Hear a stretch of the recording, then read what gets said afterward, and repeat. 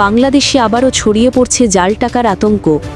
বিশ্বস্ত সূত্রে জানা গেছে, ভারতীয় গুপ্তচর সংস্থা রয়ের এজেন্টরা গোপনে বাংলাদেশের বাজারে প্রচুর পরিমাণ জাল নোট প্রবেশ করিয়েছে।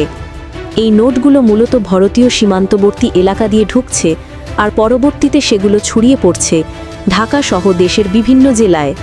আইন শৃঙ্খলা বাহিনী ইতিমধ্যে কয়েকজন সন্দেহভাজনকে আটক করেছে এবং তদন্তে বেরিয়ে এসেছে এই চক্রের পেছনে রয়েছে আন্তর্জাতিক নেটওয়ার্ক।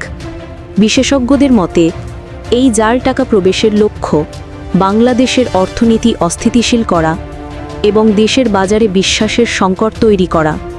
সরকার সবাইকে সতর্ক থাকার আহ্বান জানিয়েছে এবং সন্দেহজনক কোনো লেনদেন বা নোট পেলে দ্রুত স্থানীয় থানায় জানানোর অনুরোধ করেছে।